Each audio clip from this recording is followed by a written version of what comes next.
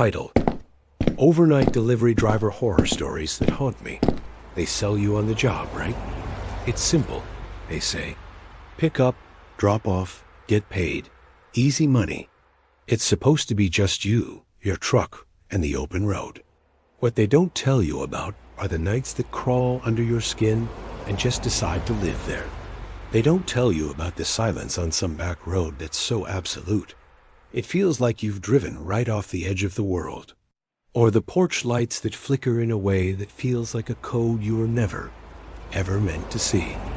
I worked the graveyard shift for years. I've seen the worst of people out there. The kind of quiet cruelty and desperation that only seems to crawl out after midnight. But I've also seen things that weren't people at all. Things that don't play by the rules of a simple pickup and drop-off. These are the deliveries I can't shake, the ones that are still playing in my head when I close my eyes. These are the stories that make me check my rearview mirror, even when I'm parked safely in my own driveway. Story 1. The screams in the apartment. So this first story?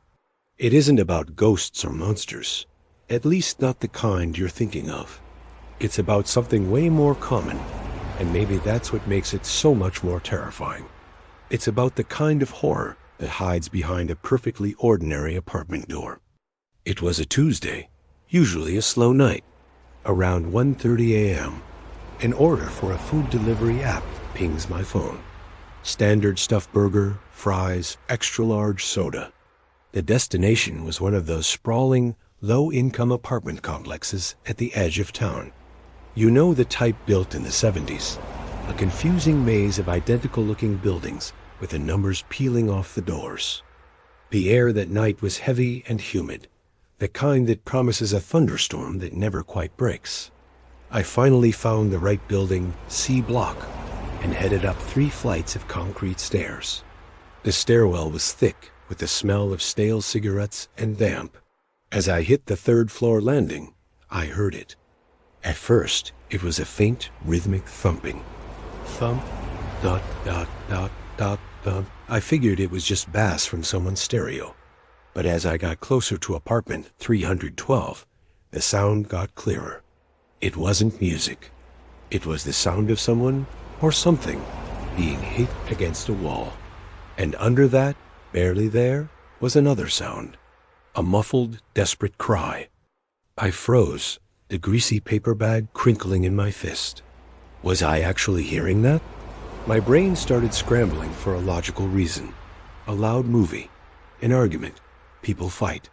I told myself, mind your business, drop the food, get out. That's the job. But my feet felt cemented to the floor. Taking a deep breath, I knocked on the door of 312. Food delivery. I yelled, my voice way too loud in the dead quiet of the hall. The thumping stopped. Silence. Then, the sound of what felt like a dozen locks being undone. The door cracked open, just enough for a sliver of a man's face. He was pale, sweating even though it was cool, and his eyes were wide and bloodshot. He looked completely wired. Yeah, he snapped, his voice a low growl. Got your order, I said, trying to keep my voice from shaking as I held out the bag. He didn't take it. He just stared, his eyes darting past me down the empty hallway. I tried to peek inside his apartment, but he blocked the view with his body.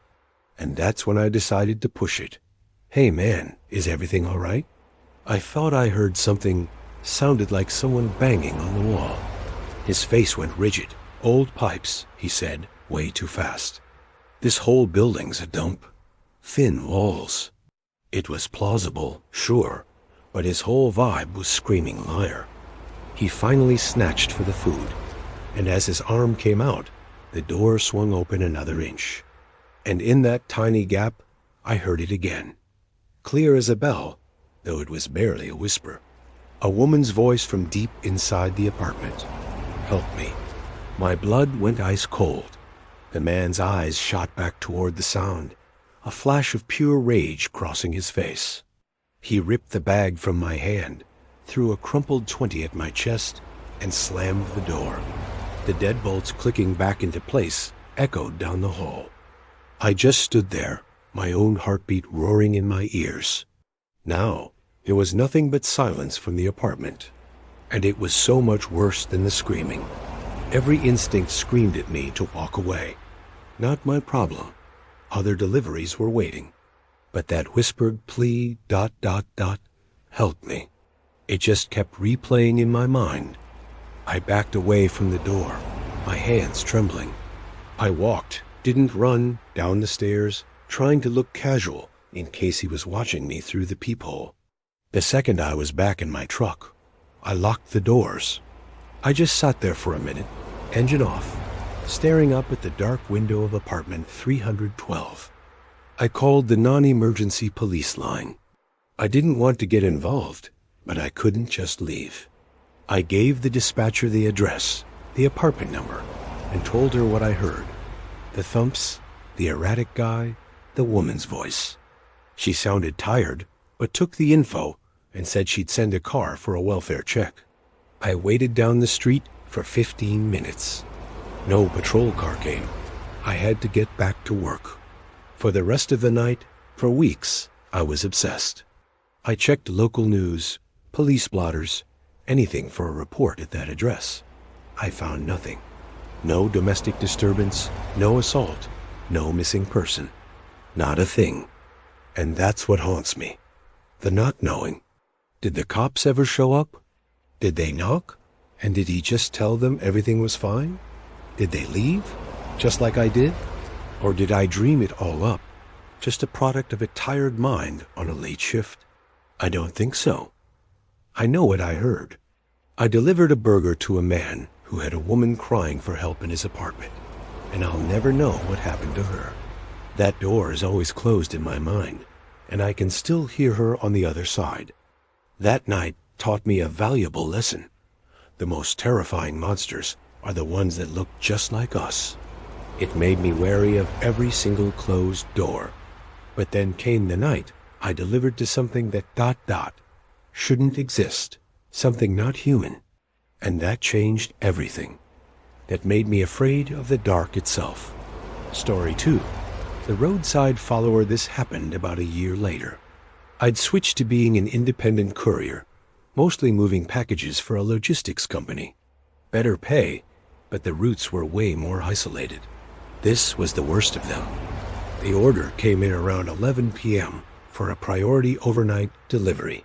The address was deep in the sticks, a good 40 miles from anything resembling a town. The kind of place where your GPS just shows a single lonely road slicing through a huge dark green space. The highway eventually became a county road, which then became a gravel path that was more pothole than road. My truck's high beams were the only light for miles, cutting a sharp beam through an inky, suffocating darkness.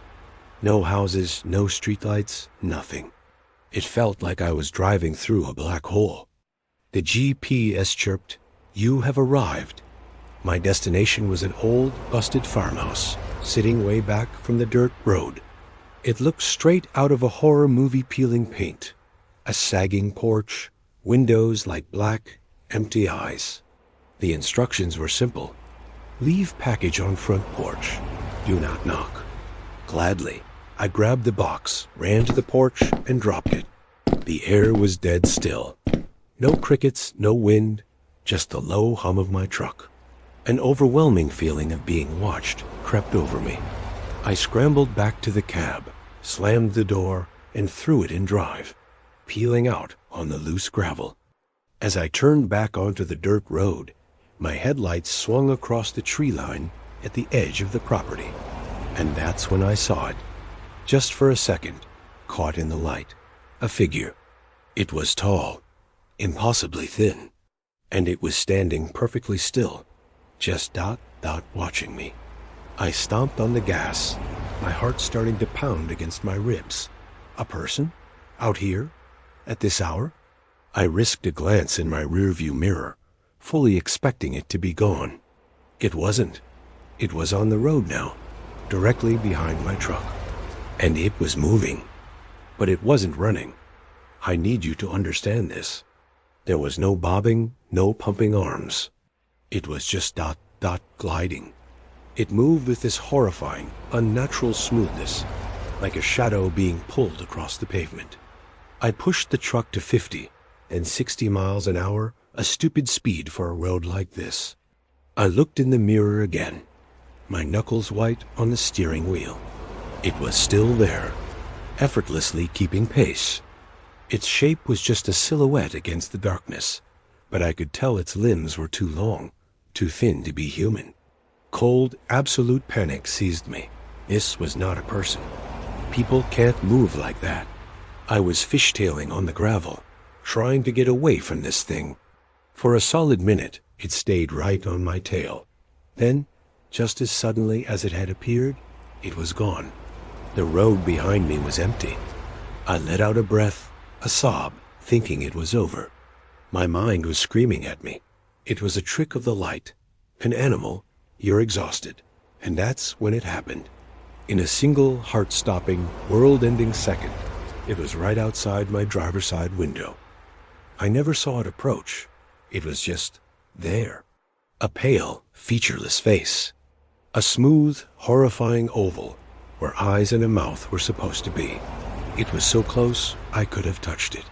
The sight just shattered me. I screamed, a raw, animal sound, and yanked the wheel hard to the right. My truck flew into the ditch, the frame groaning. I slammed my eyes shut, braced for an impact that didn't come. When I opened them, it was gone. The road was empty. The fields were empty. There was nothing. I don't know how long I sat there shaking. Eventually, I got the truck out of the ditch. I drove the 40 miles back to the highway and didn't look in the rearview mirror once. I was too terrified of what I might see staring back. I never took another delivery down that road. I quit that job a week later. I tried to tell myself it was a hallucination, a waking nightmare, but I know what I saw. I saw the gliding shadow. I saw the blank face in my window. There are things out there in the quiet places of the world. And sometimes, if you're really unlucky, your job is to deliver a package right to their door. Conclusion. So now you know. You know why some nights sleep just doesn't come. It's not just a job. It's not just picking up and dropping off. Every time I got behind the wheel for an overnight shift, I felt like I was rolling the dice. Would this be the night I find a quiet human horror behind a suburban door? Or would it be the night I meet something else entirely, waiting on a lonely road? You learn that the world is much stranger and much more dangerous than most people realize. You realize that your truck, the hum of the engine, the glow of the dash, it's just a fragile little bubble of light in a massive ocean of darkness. And you never, ever know what's swimming just on the other side of the glass. Every time I close my eyes, I'm back on those dark roads, wondering what's waiting at the next stop. The screens in the walls, or the shadow that runs beside you. What about you? Have you ever had a job that made you stare into the abyss? A delivery that made you question everything? Drop your stories in the comments below.